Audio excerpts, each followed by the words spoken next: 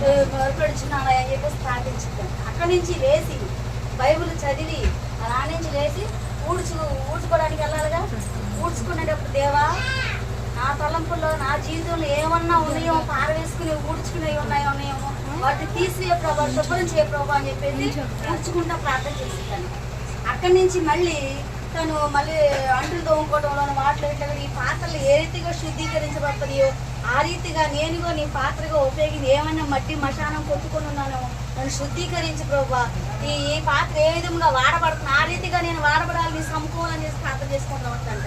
మళ్ళీ వంట చేసే సమయంలో అంటుందంటే ఇది ఏ రీతిగా కూరగాయలు కట్ చేసి అన్నం ఉండండి ఏ రీతిగా సమృద్ధిగా అందరు తింటున్నారో రుచికరంగా వండాలని ఆలోచన నేను కూడా ఆ రీతిగా సమృద్ధిగా ఇచ్చేదానిగా, సమృద్ధిగా ప్రార్థన చేసేదానిగా, రుచికరంగా నీకు ఇష్టకరంగా జీవించేదానిగా నేను నన్ను ఉంచాయి అని చెప్పేసి ప్రార్థన చేసుకుంటాను. మళ్ళీ నేను స్నానం చేసేటప్పుడు అంట ప్రవ్వా నా తలంపుల ఆలోచన సమస్తం ఏ రీతిగా శుద్ధీకరించి శుభ్రపరచబడి నీ సన్నిధానంలో శుద్ధి కలిగి ఉండడానికి కృపదయ చేయని చెప్పేసి చేసిందంట. అలాగా నిత్యము తను చేసే ప్రతి పనిలోని ఆమె శుద్ధి గురించి చెప్పుకుంటూ దేవుని కృతజ్ఞతాస్తుతులు చెల్లిస్తూ ఎడతెగగా ప్రార్థన చేస్తూనే ఉంటుందంటండి. మీరందరూ నా వైపే చూడాలని ఆయన చెప్పేదన్నా లేదా నా గాంటలు తగ్గిపోయి అవాక్యంతో పోయి. అందుకని ఏంటంటే అప్పుడు ఆమె అలా ప్రార్థన చేస్తున్న సమయంలోని మళ్ళీ భోజనం చేసే టైంలో ప్రభా ఈ ఆహారం నువ్వు మాకు ఇచ్చావు, ఈ ఎంతమందికి లేక అల్లాడిపోతున్నారయ్యా, అలా ఆనాడు ఇశ్రాయేలు ప్రజలను నువ్వు మన్నాతో పోషించావు, అటరీతిగా పోషించబడే పాత్ర నా కుటుంబంలో ఉంచు, సమృద్ధి ఇవ్వు అని చెప్పేసి దాని గురించి ప్రార్థన చేసిందంట. పడుకునే సమయంలో నేను నిద్రిస్తున్నాను ప్రభా, యాకోబు ఏ రీతిగా పెరిగిలాడు, నిద్రించే సమయంలోనే పెరిగిలాడు, నా రీతికి నేను పెరిగిలాడే జీవితం నాకు దయచేయి, దివారాత్రి నేను ధ్యానించేది అని మొదలుకొని నేను సాయంత్రం వరకు ఇంకప్పుడు ఆ ఎడతెక్క ప్రార్థిస్తూనే ఉందిగా. దేవుని ప్రతి విషయంలో కృతజ్ఞతలు చెల్లించుతూ పడుకోవడానికి చాపలేదంట. అమ్మాయికి ఎంతో లేని స్థితి అంట. అటువంటి పరిస్థితిలోని ఆమె దేవునికి అప్పగించుకొని ప్రతిరోజు ఆ దేవుని కృతజ్ఞతలు చెల్లిస్తూ ఆ మాట ఆశీర్వాదకరముగా నిలవబడిందంటండి. ఈ రోజున ఆమె ఇంట్లో ఇది ఉంది లేదనుకోకూడదు. 10 మంది వచ్చినా కానీ వండి పెట్టేవాళ్ళు ఉన్నారంట. 10 మంది ఇప్పుడు ఈ టైంలో వచ్చినా కానీ రెడీ చేయడానికి అన్నీ ఉంటాయంట. అట్లాగా దేవుడు సమస్తం ఆమెకి అనుకూలపరచాడు. అందుకే మాట ఏముంది, స్థితి మారుస్తుంది. మనం స్థుతించకపోవటం వల్ల మన స్థితిగతులు భయమైపోతున్నాయి, అవి మారట్లేదు. మనం ఏం చేస్తే ఇబ్బందులు పడుతున్నాం. స్థుతి చేయబడటం వల్ల శ్రమలు పడుతున్నాం. మనం శ్రమలు పడటం వలన సిరులను కోల్పోతున్నాం. అందుకని మనం ఏం చేయాలి, నిత్యము ప్రార్థనా శక్తి కలిగి ప్రార్థనా వీలుగా లేపబడాలి. ప్రార్థనే మా ఇంట్లో అది ఉందంటే ఇది ఉందంటే ప్రతిదీ కూడా మనము ప్రార్థన వల్లనే చేయించాలి. ఆనాడు భక్తులందరూ కూడా ఎంతో శ్రమపడి ప్రార్థించడం వల్లనే దేవుని కృపకు పాత్రులయ్యి వారు ఎన్నో విజయాలు ఐశ్వర్యవంతులుగా లేపబడ్డారు. అందుకని అధికారి కానీ ఇక్కడ ఏముందంటే 115వ అధ్యాయము ఈ పిల్లలను వృద్ధి పొందించును, భూమి ఆకాశమును సృజించిన యెహోవా చేత మీరు ఆశీర్వదింపబడిన వారు. ఆకాశములు యెహోవా వశము, భూమిని ఆయన నరులకు ఇచ్చి ఉన్నాడు. చాలండి. ఇక్కడ ఏముందండి, ఏముందని చెప్పండి. మిమ్మల్ని మీ పిల్లల్లో వృద్ధి పొందించాలంటే ఏం చేయాలి? ఆయన భూమి ఆకాశం సృజించిన వాడు నీకేం అవసరం తెలీదా? తెలుసు, చూస్తున్న దేవుడు ఆయన. ఆగను చూచాడు. ఆ యజమాని భార్య దగ్గర అణిగమణిగా ఉండటం చేతకాక ఆమె పెట్టి ఇప్పుడు అత్త ఏం చేస్తుంది, కోళ్ళను కొనుగుతుంది. కోళ్ళు ఏం చేసిద్ది, అత్తను కొనిగిద్ది. తల్లి ఏం చేసిద్ది, కూతుర్ని కొనిగిద్ది, అల్లుని కొనిగిద్ది. అట్లాగే రకరకాలుగా మనుషుల స్వభావం అలాగుంది. అయితే హాగర్ కూడా ఏంటంటే తనకి దాసీగా ఉన్న దాన్ని తీసుకెళ్ళి యజమాని పాత్రలో పెట్టి ఆమె నువ్వు ఉండమ్మా, నాకు కొద్దిగా అనుకూలంగా ఉండు, నాకు సహాయకురాలుగా ఉండమంటే నేనే యజమానులను ఫీల్ అయిపోయింది. ఫీల్ అయిపోవటం వల్ల ఏం జరిగింది, ఆమె శ్రమ పెట్టిందంట. యజమానురాలు శ్రమ పెట్టే వల్ల ఆ శ్రమ తట్టుకోలేక ఇంటి నుండి పారిపోవటం వలన అప్పుడు ఎవరు చూశారు, ఏం పారిపోతున్న యజమానురాలు చూసిందా? తను భర్తగా స్వీకరిస్తున్న తను చూశాడా? చూడలే. ఎవరు చూశాడు? దేవుడు చూశాడు. అందుకని ఏ స్థితిలోనైనా చాలే దేవుడు మన దేవుడు అనమాట. ఆమె ప్రతి పరిస్థితిని ఎరిగిన దేవుడు, చూస్తున్న దేవుడు కనుక ఆమెను చూచి అరణ్యంలో పడి ఏడుస్తూ పోతామనంటే ఆగరు అనంటే ఎవరు ప్రభా ఏంటంటే ఎక్కడికి వెళ్తున్నావు అంటే నేను నా యజమానురాలు పెట్టే శ్రమను తట్టుకోలేక నేను పారిపోతున్నానయ్యా అంటే వద్దు వెళ్ళొద్దు, నీకు ఇచ్చిన సంతానాన్ని ఆశీర్వదించబోతున్నాను, నీ వెనక్కి తిరిగి వెళ్ళి నీ యజమానురాల దగ్గర అణిగిమణిగి ఉండమన్నాడు. యజమానురాల దగ్గర అణిగిమణిగి ఉండమన్నప్పుడు మరి మనిషికి అణిగిమణిగి ఉన్న దేవునికి అణిగిమణిగి ఉంటున్నారా? అణిగిమణిగి ఉండకపోతే ఆశీర్వాదం ఎక్కడి నుంచి వచ్చింది? ఇప్పుడు ఈ సమయంలో ప్రార్థన చేస్తావు, ఇంకో సమయానికి వచ్చినప్పుడు నీ పరిస్థితి ఎలా ఉందో నీకే తెలియదు, నీ ఆలోచన ఎలా ఉంటుందో నీకే తెలియదు, నీ తలంపులు ఎలా ఉంటాయో నీకే తెలియదు. దేవుని పట్ల నీ ప్రణాళికను నేను ఏ రీతిగా నా చిత్తాన్ని నెరవేర్చుకునే దానిగా ఉన్నానా, నా బిడ్డలు ఆశీర్వదించబడాలి, నేను ఆశీర్వదించబడాలి, నా కుటుంబం సమృద్ధి కలిగి ఉండాలని చెప్పేసి నువ్వు ప్రార్థన కలిగి చేయాలంటే ఏం చేయాలి? స్థితి చేయాలి, ప్రార్థన చేయాలి. భూమి ఆకాశం సృష్టించిన వాడు నిన్ను నీ పిల్లల్ని ఆశీర్వదిస్తాను, అభివృద్ధిపరుస్తాను అంటున్నాడు. ఆశీర్వదించగల దేవుడు మన పక్షాన ఉండగా మనం ఏం చేయాలండి? ఒట్టిగా మనం వెళ్ళి ఆ ఆశీర్వాదం వచ్చేసిద్దిలే అని చెప్పేసి గుడిలోకి వెళ్ళి గంట కొట్టి కొబ్బరికాయ కొట్టి సామాన్లు వెలిగించేది గుట్టి దండ పెట్టుకొని వచ్చేస్తా? వాడు వచ్చితేమో మనకు రాదు. ఎందుకంటే నిజమైన దేవుడు సృష్టిస్తున్నాం మనం. వాళ్ళు సృష్టిని పూజిస్తున్నవారు, నమ్మకం లేనివారు, జీవం లేనివారు, వాళ్ళకి తెలియదు, మనకు అన్నీ తెలుసు. జీవాధిపతి మన దేవుడు, మనలో జీవించుతున్నవాడు, ఆయన పోలిక చెప్పున ఉన్నవారు మనం కనుక మనం ఏం చేయాలి? నిత్యం ఆయన్ని స్తుతించాలి. నీ బిడ్డలు అప్పుడే ఆశీర్వదించబడతారు, నీ బిడ్డలు అప్పుడే అభివృద్ధి కలిగి ఉంటారు, అప్పుడే నీ బిడ్డలు ఎక్కడ అడుగు పెడితే అక్కడ ఆశీర్వాద కర్తలుగా ఉండి ఆస్తులకి కర్తలుగా ఉంటారు, భూమిని స్వతంత్రించుకుని వారుగా ఉంటారు. నువ్వు ప్రార్థన చేయకుండా ఏం చేయకుండా ఏదో దేవుడు ఇచ్చాడు కదా వాగ్దానం, దేవుడు అయితే ఇచ్చాడుగా పుట్టించాడుగా, ఆయనే చూసుకుంటాడు, ఆయనే ఇచ్చాడు, ఆయనే చూసుకుంటాడు. యోబు గారు ఏమన్నారు? ఆయనకి ఇచ్చిన సమస్యను కోల్పోయాడు, యెహోవా ఇచ్చును, యెహోవా తీసుకెళ్ళను. నువ్వు ఆయన పడ్డ శ్రమ నువ్వు పడతలేదు కదా, యెహోవా ఇచ్చాడు, యెహోవా చూసుకుంటాడు కూడా పడుతున్నావా? కొంచెం ఏదన్నా కొద్దిగా తప్పచ్చి నాకైతే ఒక్కోసారి చేసి ఇరిటేషన్ వచ్చినట్టు ఈ ఇంటికి వచ్చి మొక్కను పెట్టి తప్పచ్చి అనుకుంటా. నేనే మనలో ఉన్న ఆలోచన తలంపులు అలా ఉంటాయి, అసలు ప్రాణం పుట్టిస్తాం. ఎందుకంటే మన పరిస్థితులు. అందుకని మనమే నిస్సహాయ స్థితిలోకి పోకుండా, మనం ఏదిని కోల్పోకుండా దేవుని సముఖంలో నిశ్చయత కలిగి గణపరిచే వారముగా మనము ఉండాలి. అలా ఉంటేనే దేవుడు మన బిడ్డల్ని మనల్ని కూడా ఆశీర్వదిస్తాడు. ఆయన ఇస్తానంటున్నాడు కదా ఆశీర్వాదం. ఏం చేయమంటున్నాడు? ఒకసారి మళ్ళీ ఒక వాక్యం చదవండి. యెహోవా మిమ్మును మీ పిల్లల్ని వృద్ధి పొందించును, భూమి ఆకాశమును సృజించిన యెహోవా చేత మీరు ఆశీర్వదింపబడిన వారు. ఆకాశములు యెహోవా వశము, భూమిని ఆయన నరులకు ఇచ్చి ఉన్నాడు. చాలండి. ఆకాశం ఆయన వశమైన భూమి నరులకు ఇచ్చి ఉన్నాడు అంట. ఆకాశం సింహాసన భూమి ఆయన పాదపీఠం కింద మనం ఉన్నాము. ఈ భూమి మన మీదకి ఇచ్చినట్టు భూమి మీద ఏమన్నాడు? ఆదాము అవ్వలను మీరు వెళ్ళి భూమిని నింపి విస్తరించి అభివృద్ధి పొందండి, ఫలించండి అని చెప్పేసి అన్నాడు. ఫలించే కొమ్మలుగా ఉన్నారా? కొమ్మ నరికేసుకునే వారుగా ఉన్నారా? కొమ్మ నరికేసుకునే వారు తెలుగు తక్కువ లేడంటే వాళ్ళ కొమ్మ మీద వాళ్ళ నిలబడి ఆ కొమ్మ నరుకుంటారంట. అందుకనే అజ్ఞానము మనం విడిచిపెట్టాలి, జ్ఞానం కలిగి జీవించాలి. అందుకనే దేవుడు ఇచ్చే ఆశీర్వాదం సమృద్ధి కలిగి ఆశీర్వాదములు అనుభవించాలి మనం. కీర్తనల గ్రంథము 10వ అధ్యాయము కీర్తనలు 65:11. సంవత్సరంలో నీ దయా కిరీటంలో ధరింపచేసి ఉన్నావు, నీ జాడల సారము వెదజల్లుచున్నవి. ఇక్కడ సంవత్సరం దయా కిరీటమును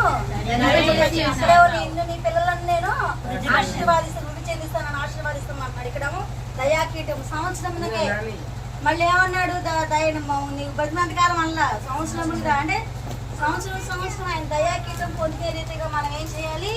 ఆయన సన్నిధానములో ప్రార్థించాలి, స్తుతించాలి. ఆ దయా కిరీటం మన బిడ్డలు పొందుకోవాలి, మనం పొందుకోవాలి. ఆయన దయలో ఉండాలి.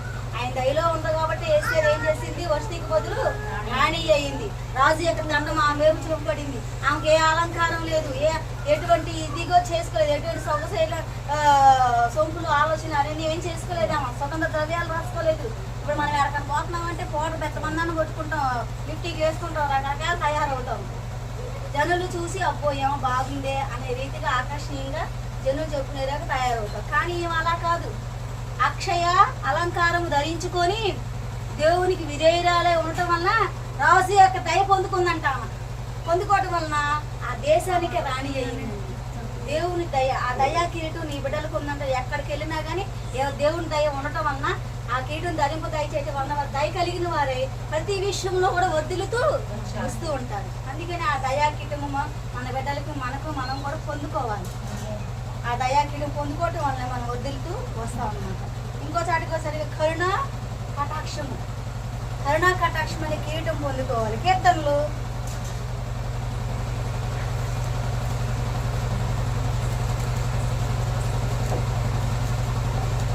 1వ అధ్యాయం 3 అతడు ఇంటిలోన యోరిన నాటబడినదై ఆకు వాడక తన కాలమందు. సారీ క్షమించండి. 103 కీర్తన 4వ నా ప్రాణమా యెహోవాను సన్నిధించుము. 4వ వచనం. సమాధిలో నుండి నీ ప్రాణమును విమోచించుచున్నాడు. కరుణా కటాక్షములు నీవు కిరీటముగా ఉంచుచున్నాడు. కిరీటముగా ఉంచుచున్నాడు. పక్షిరాజు యవ్వనం వలె నీ యవ్వనము వర్ధిల్లుచున్నట్లు. ఇక్కడ ఏమంటే ఏమంటున్నాడు? కరుణా కటాక్షములు నీకు కిరీటముగా అక్కడ దయా కిరీటము, ఇక్కడ కరుణా కటాక్షం. దయా కిరీటం ధరించుకోవడం వలన వర్ధిల్లించబడతారు. ఈ కరుణా కటాక్షము కిరీటం ధరించుకోవడం వలన అక్షరాశి యవ్వనం వల్ల నిత్యము కొత్తదనము కలిగి మేలుతో హృదయం తృప్తిపరచబడతాం. తృప్తి కలిగి ఉంటాం. మన హృదయం తృప్తి. నేను చాలా బాగున్నాను, నాకు బాగుంది అని తృప్తి. ఇప్పుడు ఏంటంటే తృప్తి లేదనుకో, హృదయంలో వేదన కలిగి ఉంటారు. ఆ వేదన ఏం చేస్తుంది? నిన్ను బహు దుఃఖాక్రాంతరాలు చేసేస్తుంది. అంటే ఏంటి, ఏముంది, ఎక్కడికి వెళ్ళినా కానీ సమాధానం లేదు, ఏది చూసినా కానీ సంతోషం లేదు, ఎటు చూసినా కానీ నీకు ఏ సమయం ఏం జరుగుతుందో తెలియని భయాందోళనతో జీవిస్తున్నావు. అదే నువ్వు కరుణా కటాక్షం, దేవుని యొక్క కరుణా కటాక్షంలో ఉన్నావనుకో, ఆయన దయలో ఉన్నావనుకో, ఆయన కృపలో వర్ధిల్లబడుచు సమాధానం కలిగిన తృప్తిపరచబడతావు అన్నమాట. అందుకనే దేవుడు నీటి కాలం యోన నాటబడిన చెట్టు వలె ఫలమి చెట్టు వలె ఉంటామంటున్నాడు. దేనికి ఎలా ఉంటావు? దేవుని యందు భయభక్తులు కలిగి ఉంటాం అన్న. ఆ భయభక్తులు కలిగి ఉండటం వల్లనే నువ్వు కరుణా కటాక్షము పొందుకోగలుగుతావు. ఆయన కరుణ కలిగి ఉంటే వాళ్ళు తృప్తిపరచబడతావు, ఆనందించబడతావు, అభివృద్ధి కూడా చెందుతావు అనమాట. అందుకే ఆయన కరుణా కటాక్షం కలిగి ఉండాలి. ఇంకొకటికి వచ్చేటప్పటికి సమృద్ధి కూడా కలిగి ఉండాలి. కీర్తన 36:8. నీ మందిరం యొక్క సమృద్ధి వలన వారు సంతృప్తి నొందుతున్నారు. నీ ఆనంద ప్రవాహంలోనిది నీవు వారికి త్రాగించుచున్నావు. నీ యొద్ద జీవపు ఊట కలదు. నీ మందిరం యొక్క సమృద్ధి వాళ్ళు సంతృప్తి పొందుతున్నారు. సంతృప్తి పొందుతున్నారు. మందిరం యొక్క సమృద్ధి ఏంటండి? ఏమన్నా అర్థం ఉందో దానికి? మందిరం ఏంటి, సమృద్ధి ఏంటి, సంతృప్తి ఏంటి? మందిరానికి పోవటం వలనండి నువ్వు సమృద్ధి కలిగిన దానిగా ఉంటావు, సంతృప్తి కలిగి ఉంటావు. నువ్వు మందిరానికి పోకుండా ఏడో కూర్చొని నేను ఉంచున్నాను, ప్రార్థన చేశాను, నేను లేచాను, ప్రార్థన చేశాను, నేను ఉంచున్నాను, ప్రార్థన చేశాను అంటే కుదరదు. నువ్వు ఉద్యోగానికి వెళ్తున్నాను కదా, ఇంట్లో కూర్చొని ఉద్యోగానికి అయితే నా ఆశలండి, ఆ రేట్ అండి అని అంటే సరిపోయిద్దా? వాడు ఊరుకుంటాడా? ఎలా అమ్మ నువ్వు మానేసే అంటాడు. అంతేనా కదా? నువ్వు ఏడో కూర్చొని ఏడో ఉండి మందిరానికి రాకుండా ప్రార్థన చేయకుండా ఏం చేయకుండా నేను దేవుడు నాకు ఏం చేయదంటే కుదిరిద్దా? వారంలో రోజులో 3 సార్లు తింటామండి, 3 మార్లు తింటాం. మనం ఒకసారి కూడా ప్రార్థన చేయము దేవునికి. 3 సార్లు శరీరానికి. ఆత్మకి ఏదండి? ఆత్మకు బలం ఏది? శరీరంలో బలం చూసుకుంటున్న ఆత్మీయ బలం నీలో ఉందా? ఆత్మీయ బలం లేకపోతే శరీరం కూడా నశించిపోయే శరీరం అండి. శరీరం కోసం ఏమి చేస్తున్నారు? అంతలోనే పుట్టి అంతలోనే పెరిగి మాయమైపోయే నీటి బుడగ లాంటి మన జీవితం. చనిపోతే ఈ నీ శరీరాన్ని తీసుకెళ్ళి మట్టిలో పూడ్చిపెట్ట. పట్టి పరుగుపోయిన పూలని శరీరం, ఏసీలో పడుకునే శరీరం, బంగారు దుప్పట్లో బంగారం ధరించుకునే శరీరం, అబ్బో ఇక్కడి నుంచి వేసుకుంటా ఉంటారు గోల్డ్. అబ్బా ఆమె ఎంత ఉన్నతో, ఆమె ఎంత దయ్యం, ఆమెకి ఎంత ధనితో, ఆమె ఎంత ధనిలో. బంగారం వేసుకుంటే ధని రాదండి, ధనిత రాదండి. ఆ క్షణంలో ఆ సమయం ఎంత బంగారం ఏదేం చేయదా ధరించుకొని బంగారం వేసుకుంది, చచ్చిందని గడబడి తీసుకెళ్ళి ఆడబెడతారు. ఆ బంగారం అంతా మనుషులు దోసుకుంటారు. అంతేనా కదా? దోపుడు సొమ్ముతో నువ్వు అలంకరించుకుంటున్నావు. అది దోపుడు సొమ్ము. నిర్దోషత్వమైన దాన్ని మనము కలిగి ఉండాలి. నిర్దోషత్వమైన అలంకారం కలిగి ఉండాలి. నిర్దోషత్వమైన దహన బలి కలిగిన జీవితం మనం కలిగి ఉండాలి. అందుకనే దేవుడు ఏమంటున్నాడు, ఈ కన్ను తెరిస్తే వెలుగురా, కన్ను మూస్తే చీకటిరా. నిజమే కదా. ఇప్పుడు మీరున్నది ఇప్పుడు వెలుగులో ఉన్నాం, కళ్ళు మూసుకోండి ఏం కనపడింది? మరి వెలుగు చీకటి మన దగ్గరే ఉన్నాయి కదా, మనతోనే ఉంటున్నాయి. నీడవలే నీడలాగా మనతోనే ఉంటున్నాయి. మరి దేవుడు మనతో ఉండడా? మరి దేవుడికి నువ్వేం చెయ్యాలి? దేవుడికి అసలు సమయం ఇస్తున్నావా? టిఫిన్ చేయడానికి టైం ఎందుకు? ఇప్పుడు ఆకలి అవుతుందని ఏం చేస్తారంటే కడుపులో బాగా తప్పనేసి తేనేసేస్తా ఉంటుంది. ఏం చేస్తారబ్బా, ముందు టీ బదులు టీ తాగితే ఏం వచ్చిందని పాలు తాగుతారు, ఒక గ్లాసు. అది అయిపోయింది, అబ్బా ఇంకా ఏం తెలియదు అంటారు. మళ్ళీ ఏదో ఒకటి తాగుతారు, ఒక జ్యూసో బోసో. మళ్ళీ అది కూడా తాగలేదంటే మళ్ళీ ఏం చేస్తారు, ఏదో ఒక టిఫిన్ తింటారు. టిఫిన్ ఏమన్నా తక్కువ తింటారా? తక్కువ తింటారా? టిఫిన్ అది కూడా అన్నలాగా తింటారు. మరి దాని మీద అంత శ్రద్ధ కలిగి ఉన్న వాళ్ళు దేవుడి మీద ఏది సృష్టించిన సృష్టికర్త మీద లేదు కదా. అప్పుడు వాళ్ళకి ఎట్ట వచ్చింది? దేవుని యొక్క దయ, సంతృప్తి, అభివృద్ధి, సమృద్ధి, ఆశీర్వాదము, దీవెనలు ఇవన్నీ ఎలా వస్తాయి? ఆయన పాటపడాడు, దీవించావే సమృద్ధిగా నీ సాక్షిగా జీవితం అని. సాక్షిగా జీవిస్తున్నారు. సాక్షిగా జీవితానేగా సమృద్ధినిచ్చే దేవుడు. సాక్ష్యం లేదు, నా బొంద లేదు, తింటాం, కొడుకోవటం, లేకటం లేదు, బాగలేదు అంటాం. అలాగ చేస్తూ ఉన్నారు. ఈ భూమి మీద ఉన్న ప్రతిదానికి ఒక సమయాన్ని ఇస్తున్నారండి, దేవుడికి మాత్రం ఇవ్వట్లేదు సమయం. పెళ్ళిళ్ళకి వెళ్తానికి దేవుడు ఏమన్నాడు అప్పట్లోని సోదమ ఇది జలప్రలయం రాకముందు ఏంటి జనులు ఎలా ఉన్నారంట, పెళ్లిళ్ళు చేసుకుంటూ ఇళ్ళు కట్టుకొనుచు వాటి ఏందే లక్ష్యం ఉంచున్నారు, తినుచు త్రాగుచు దానికి లక్ష్యం ఉంచుతున్నారంట. అందుకే దేవుడు కోపం వచ్చిందంటాడు. కోపం వచ్చి ఏం చేశాడు? జలప్రలయం ఆకాశం తెరిచి మహాగాల జలము చేత నింపేసి వాళ్ళు చంపేసాడు. కోపం అండి, ఆయనకి అంత కోపం వచ్చేసింది. అందుకే దేవుడు ఏమన్నాడు, అంతకుముందు ఆకాశానికి భూమి ఆకాశం ఆలకించి మా భూమి చెయ్యగమ్మ నా పిల్లలేని ప్రేమతో పెంచి తిని, కానీ వారు నన్ను మాట వెనుక తృణీకరించాలయ్యా అని చెప్పేసి అని ఆయన బాధపడి ఏం చేశారు? జలపడేత నెలమట్టం చేశారు. ఏం చేశారని చెప్పండి? ఆయన సృష్టించాడు కదా, తినడానికి, తాగటానికి, ఇల్లు కట్టుకోవడానికి, పెళ్లి చేసుకోవడానికి, అన్ని చేయడానికి సమయం ఇస్తూ దేవుళ్ళు మరిచి వాళ్ళు కృతజ్ఞత లేని వాళ్ళగా జీవిస్తున్నారు, శోధించారు. అదే చేస్తున్నారు ఇప్పుడు కూడా మనుషులు. అలాగే ఉన్నారు, వాటికే విలువిస్తున్నారు, వాటికే సమయం ఇస్తున్నారు, వాటి ఎందే లక్ష్యం ఇస్తున్నారు. దేవునికి మాత్రము కాలేజీకి వెళ్ళే స్టూడెంట్స్ ఏం చేస్తారు తెలుసా? కాలేజీకి వెళ్ళే టైంలో అయితేనేమో వాళ్ళు కాలేజీ టయానికి వెళ్ళాలి, మాస్టర్ కొట్టారని భయం ఉంది. దేవుడు ఏమైనా అంటాడని మాత్రం భయం లేదండి వాళ్ళకి. కాలేజీలు ఏం టైంలోనో దేవుడు ఎందుకు వస్తారా? రాదు. వాళ్ళ ఇష్టానికి వాళ్ళు తిరగొచ్చు, వాళ్ళు ఏంటి ఫంక్షన్కి వెళ్ళొచ్చు, పార్టీలకి వెళ్ళొచ్చు, ఫ్రెండ్స్తో తిరగొచ్చు, ఇష్టానికి ఉండొచ్చు. దేవుడి దగ్గర రావడానికి మాత్రం టైం లేదు. కడుపులు నొప్పి, నడువు నొప్పి, కాలు నొప్పి, ముడి నొప్పి, అది నొప్పి, ఈ నొప్పి అని చెప్పి పడుకుంటారు ఇంట్లో. సాకులు చెబుతున్నారు. సాకులు చెప్పే నీకు దేవుడు ఆశీర్వాదం ఇవ్వాలంటే ఎలా ఇస్తాడు? సాకులు చెప్పే నీకు దేవుడు నీకు గణపరచాలంటే ఎలా గణపరుస్తాడు? ఇప్పుడు పెండ్లి కుమార్తె ఏం చేసిద్ది? అలంకరించుకొని ఆమె పెండ్లి కుమారుగా ఉంటేనే ఆమె పెండ్లి కుమార్తెను గుర్తిస్తారు. మీ అందరిలో నేను ఎలా కూర్చున్నాను పాఠశాలలో అంటారా? చదువుతున్నాను. పాఠశాలలో కొంతమంది చేస్తారు, కొత్త అంగాలు ఆర్భాటంలో చక్కగా కుర్చీ చేసుకుని వేరుగా కూర్చుంటారు. అది లోకానుసారమైన ఆచారం నేను బాధ్యతను, నాకు ఇష్టం ఉండదు.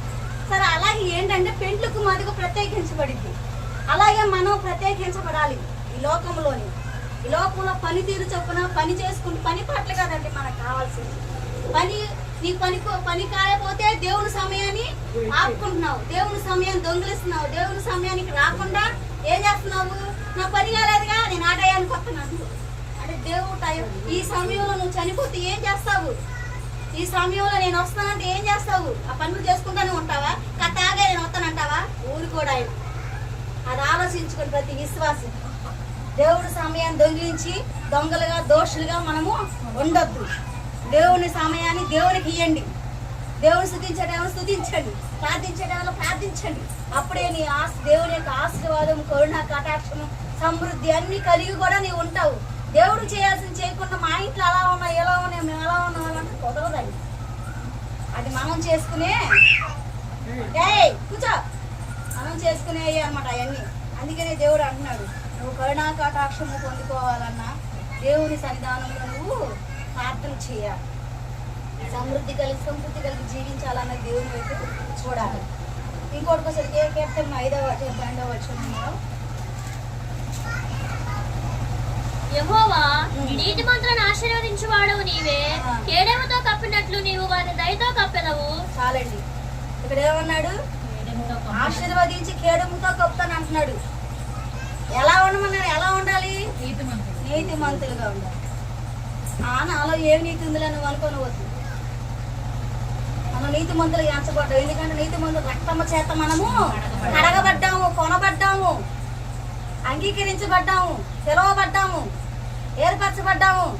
అందుకనే మనం నీతిమంతులుగా పిలువబడ్డాము, నీతిమంతులుగా ఎంచబడ్డాము. అందుకనే నీతిమంతులు దేవుడు ఆశీర్వదించి కేడుముగా ఉంటాను అంటున్నాడు. కేడుము అంటే ఏంటండి? కేడుము అంటే ఏంటి? చదువుకున్నారుగా. యుద్ధం చేసేవాడు ఏం చేస్తాడు? ఒకటి పెట్టుకుంటాడట కేడము, ఆయుధము. ఆయుధముగా ఉంటాను అంటున్నాడండి. శత్రువు వేసే ప్రతి దాన్ని ఎదిరించగలిగే కేడముగా నీకు దేవుడు నిలబడతాను. ఎంత చదువుతున్నా మీరు ఇంకా అజ్ఞానంగా ఉన్నారండి. ఇంకేంటి? దేవుడు ఎంత ఇస్తానంటున్నాడు, ఎంత చేస్తానంటున్నాడు.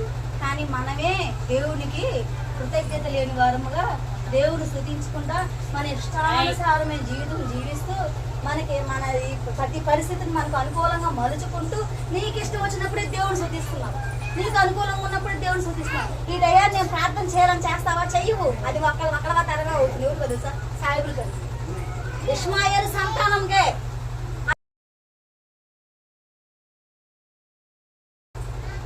అప్పుడు ఇశ్రాయేల్ ప్రజలు కూడా అన్ని దేశాలను దాటుకుంటూ వస్తే ఇస్మాయిల్ దేశానికి వచ్చినప్పుడు ఇస్మాయిల్ దేశాన్ని నేను ఆశీర్వదిస్తానని వీళ్ళకి దీన్ని నేను వాళ్ళకి సొత్తుగా ఇస్తానని చెప్పి ఉన్నాను.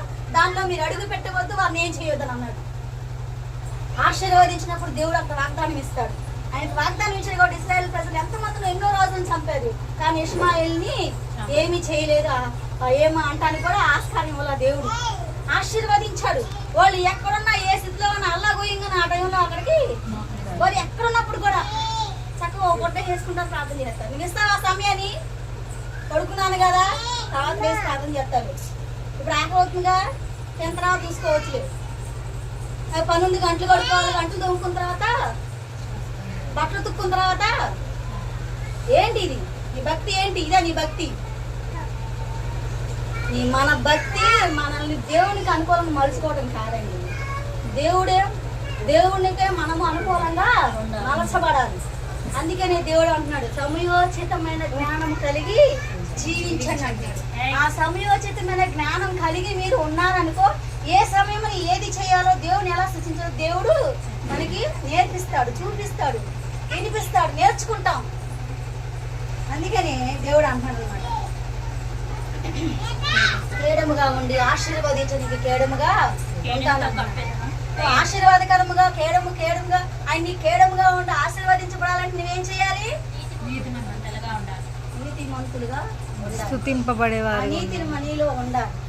నీతిమంతులు నువ్వు నీతిమంతులు రక్తం చేత కడగబడ్డావు, కనబడ్డావు, తెరవబడ్డావు. పిలుచుకున్నాడు ఆయన అమ్మున నేను హత్తుకున్నాడు. అందుకు ముద్దుబిడ్డగా జీవిస్తున్నావా? నువ్వు జీవించాలి. అలా జీవించకపోతే ఆయన కేడము నీకు దుర్గముగా ఉండడు, కేడముగా ఉండడు, సమృద్ధి కూడా ఆశీర్వాదం కూడా రాదు. అదే నీకు నా దేవుని దగ్గర నీ తీర్మానం, కమిట్మెంట్ కలిగి ఉండాలి, తీర్మానం కలిగి ఉండాలి. అక్కయ్య రాసిన పత్రిక 2వ అధ్యాయము 19వ వచనం.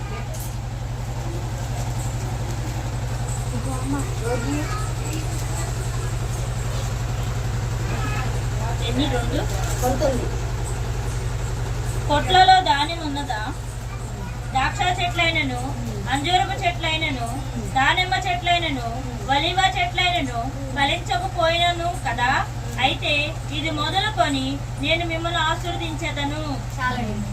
ఏమంటున్నాడు దేవుడు? కొట్లో ధాన్యము లేకపోయాను, అంజూరపు చెట్లు ఫలించకపోయాను, ద్రాక్ష చెట్లు ఫలించకపోయాను, దానిమ్మ చెట్లు ఫలించకపోయాను, సరే ఒలీవ చెట్లు కూడా ఫలించకపోయినప్పుడు ఏమంటున్నాడు? మిమ్మును ఇది మొదలుకొని నేను మిమ్మల్ని ఆశీర్వదిస్తాను అన్నాడు. అంటే నువ్వు ఫలించకపోయినా, నువ్వు దానిమ్మ చెట్టుగా ఉన్నావా, చిగురించబడలేకపోతున్నావేమో, ఒలీవ చెట్టుగా ఉన్నావా, చిగురించబడలేకపోతున్నావు, ఫలించలేకపోతున్నావేమో, అందుకని చెట్లతో పోల్చాడు దేవుడు, ఫలించే చెట్లుగా పోల్చి. లేకపోయినప్పుడు ఇది మొదలుకోనంట అంటే ఇంకప్పటి నుంచి నువ్వు దేవునిలో మళ్ళా వేరు కట్టుబడి నీ నీటి కాలం ఎవరు నాటబడినగా ఉంటే ఇది మొదలుకో నిశ్చయముగా నేను నిన్ను ఆశీర్వదిస్తాను అంటున్నాడు.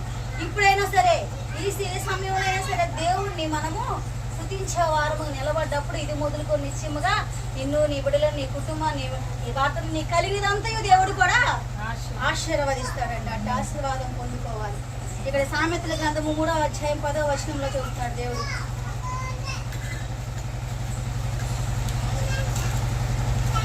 అప్పుడు నీ కొట్లలో ధాన్యము సమృద్ధిగా ఉండును, నీ గానుగల్లో నుండి కొత్త ద్రాక్షారసము పైకి పొర్లి పారును. చాలండి. అప్పుడేమంటున్నాడు దేవుడు? సమృద్ధి కలిగి కొట్లలో ద్రాక్షారసం, ధాన్యము సమృద్ధిగా గానుగలో నూనె, కొత్త ద్రాక్షారసం పొంగి పొర్లి పారు. గానుగులో కొట్లలో సమృద్ధి కలిగి ఉండి ఎప్పుడండి దేవుడు నీది మొదలుకొని నిత్యముగా ఆశీర్వదించబడినప్పుడు, కొట్టల్లో ధాన్యము కర్చబడినట్టు ఉండి ద్రాక్షారసం పొంగి పొర్లి రీతిగా నువ్వు కూడా పొర్లి పారు రీతిగా ఉంటావు. ఆ రీతిగా ఉండి దేవుడు నీకు పిల్లలను, నిన్ను, నీ కుటుంబాన్ని విస్తరించి ఆశీర్వదించబడే రీతిగా ఉండాలంటే నువ్వేం చేయాలి? స్తుతించాలి. దేవుడికి ఆశీర్వాదానికి పాత్రలుగా నిలబడాలి. అటు రీతిగా ఉంటేనే నువ్వు ఇన్ని ఆశీర్వాదాలు పొందుకుంటావు. కానీ దేవుడి నిమిత్తం మాత్రం నిన్న మాత్రం ఆయన మీద వేసుకోదు. నీ మీదే ఉంది, నీవే సాక్షివి, నీవే దేవునికి లెక్క అప్పగించుకోవాలి. అందుకనే దేవుని ఏర్పరిచిన పాత్రలుగా మనం నిలవబడి గొప్ప కేడము, ఆయన కేడము మనకు ఉండి, ఆయనకి మనకి కేడముగా ఉండి ఆశీర్వాదకరమైన జీవితం మనం అనుభవించడానికి నిలబడాలా. దేవుడి వాక్యం దీవించును గాక.